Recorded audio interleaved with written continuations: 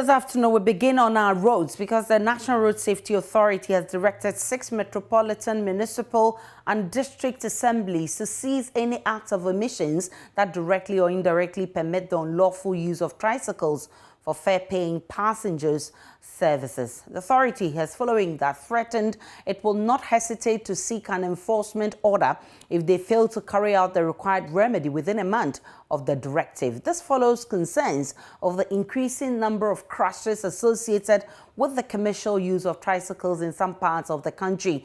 We will be having a conversation on this new directive. Before that, though, let's take a look at the story from the Ashanti region. A total of 697 tricycles and motorbikes were involved in road crashes in the first half of 2021. 104 people died through the accidents, with 539 of them injured. The death toll forms 29.6% of fatalities recorded on the roads within the period.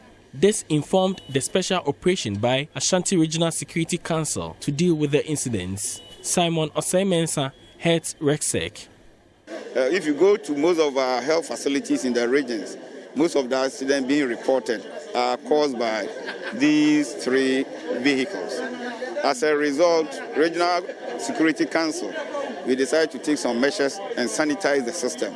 They don't follow any transport regulations, so they drive along in the medians, they drive along the shoulders of the road and knocking people down, etc.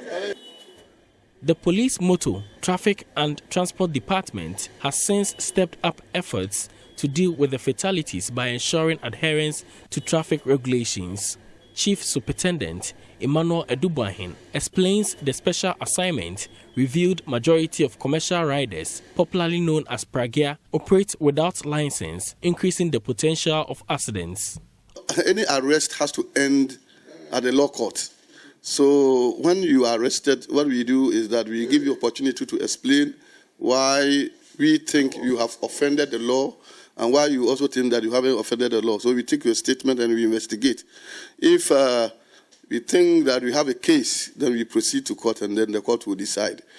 Because genuinely, some may have the licenses and they wish that you give them opportunity to go and bring it. So once you are able to produce it, even though we can prosecute you for not producing your license at the time that we requested, however, we will give you the opportunity, once you say you have it, to produce it. If you are able to produce it, then that ends at the police station. On the streets of Kumasi, many tricycles continue to flout road traffic regulations, most of them riding through wrong lanes. Some ignore the red lights and others overload passengers. Some commercial tricycle riders at Sawaba within the Askorimampong municipality say they are discouraged by the high cost of obtaining license.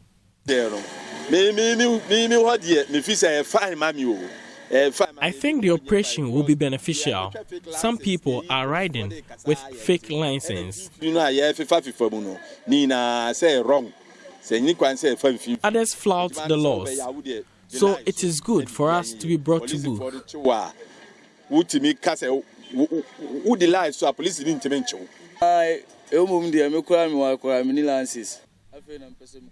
I don't have a license. I want to do one, but 600 cedis is too high. The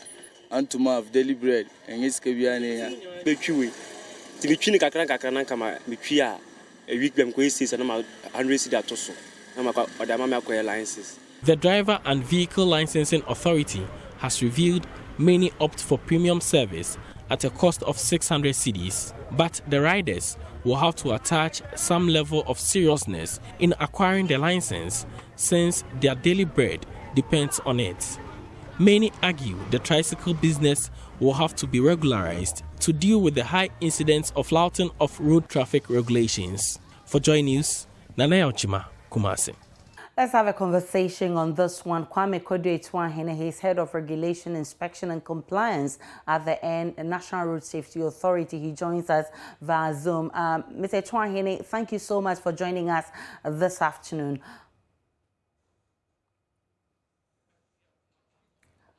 Mr. Etuahene, I want you to break it down for me. I want to understand what your concerns and demands are with regards to these tricycles. Thanks so much. Good afternoon to your team and your viewers. I think our concerns are very clear. If you look at the law, we need to, the road traffic regulations 2180, essential you can use them also the motorcycle and cycle and what we cannot use them. They are not permitted for searching airports, and that is the law. And it's to a large extent because the condition of the vehicle, the way it was made, the body work is construction does not support its use for commercial purposes. And the sides are open, contrary to the places of practice, do not have seatbelts in their life. But Can you reposition yourself for me? The line is a bit rough. We can't hear you properly. So is it better? Well, go ahead. Let's see. Yeah. So our view is that once the law is very clear that we cannot use these vehicles for commercial purposes, it will be inappropriate to have metropolitan municipal deputy assemblies try to rationalize the illegality. We have found that there are 6 municipalities that remain in the system or listed have either introduced a scheme which allows for them to issue some sort of a permit or take fees for the illegal conduct, but in some cases they create terminals. I think, Mr. Twahine, if you can reposition yourself, or probably we should drop the call and call him back because it's not working. We'll try and get Mr. Twahine. Mr. Twahine, can you hear me? Maybe you should speak up a bit more. Let's see if it's working.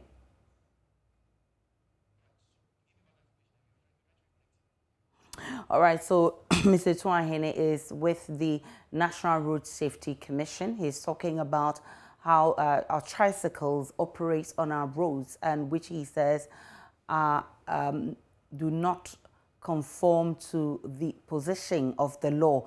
And they are willing to crack the whip to ensure that the number of accidents on our roads by tricycles reduce. Do we have Mr. Twahine back on the line? All right, we do not have him yet. So he's been talking about the position of the law. And indeed, if you look at some of the issues that they've raised, they talk about the law regulation 128 of the Road Traffic Regulations 2012, LI 2180, which prohibits tricycles for applying for fare paying passengers. Mr. Twahine, if you are back on the phone, I want you to go ahead with the point you were making. Yes, Asha, so the point I was making was that is the law. The law forbids the use of these tricycles for commercial purposes. And in spite of that clear position of the law, we have some assemblies allowing their use. In some cases, they take fees or tolls from them. In other instances, they are providing terminals to facilitate the illegal responsibility, illegal duty. Given where we stand and the duty imposed upon us by law to take such steps that will help reduce these crashes, we cannot overlook these blatant disregard for the law. And it is in that spirit that the said directives were issued to the said municipal assembly. So in this directive, how do you intend to address the situation? Well, I think we've set out the issue quite clearly, that for those that are issuing permits and taking fees from these riders for unlawful purposes, they must desist. For those that are beginning to create terminals for them to allow for the illegality to fester, they must also desist, because ultimately they go to influence the numbers negatively. If you look at the structure of these vehicles, as it were, you would notice that they are unsafe.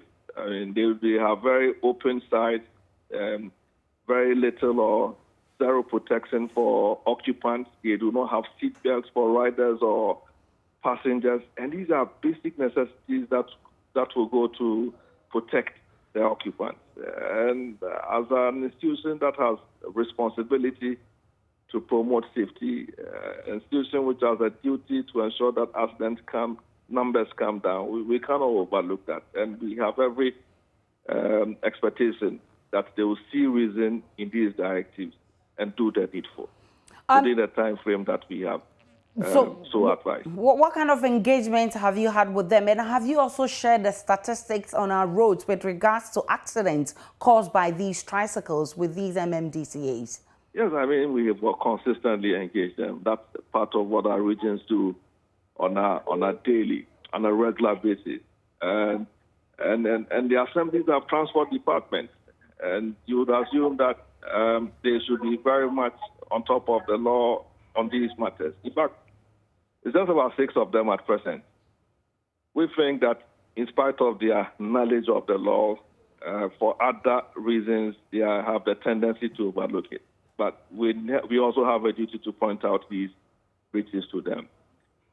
That's why we've given them sufficient time. I think 1 month is reasonable time to apprise themselves with the law, review the existing practices, and possibly take steps that will protect the generality of the public. We are not saying that the tricycles should not be used, but the law is very clear that they could be used for personal purposes or for delivery and courier services. But once you set out to use them for fair-paying purposes, it is unlawful. There's a reason for it, and the reason is what I've tried to explain, that when you look at specifications under our law for vehicles that are meant for public use, they ought to meet a certain minimum standard. Unfortunately, these tricycles do not come anywhere close to these conditions. And until we potentially get to a stage where the overall structural integrity, condition, and make construction of the vehicle would be looked at, we cannot overlook and go to sleep on our public duty without pointing these safety issues out to these offending institutions. If this doesn't happen within the stipulated 1 month time, I mean, what will be your next action as an authority?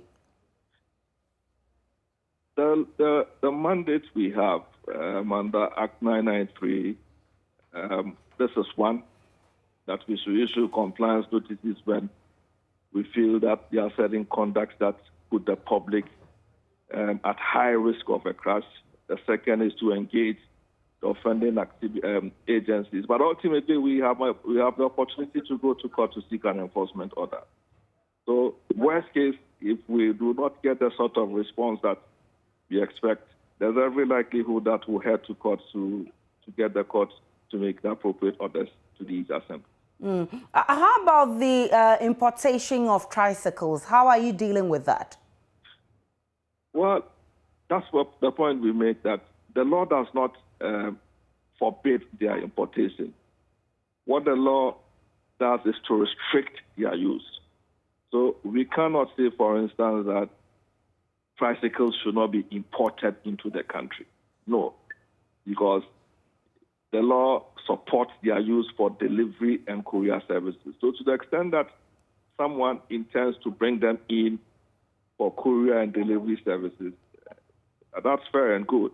But once you begin to use it in ways that contradict the intent of the law, that's where it becomes problematic. So at present, the action we cannot extend the enforcement to their importation, because at that point, we are unable to tell the true intent of the importer, whether they intend to use them for private purposes or for delivery or courier services which are permitted. It is only when you try to circumvent the use as allowed by law that you come into issue. You notice that when you go to DVLA for registration, these tricycles are registered for personal or these delivery use. That's why their registration number plates, are not unique or are not like the ones that are displayed by commercial vehicles. So on the importation question, there's very little that could be done at present. But when they come in and you begin to use them for unlawful purposes, then we might have to take a second look at it and ensure that the right thing is done. Mr. Chahine, I'm grateful for your time. He's Head of Regulation, Inspection and Compliance at the National Road Safety Authority.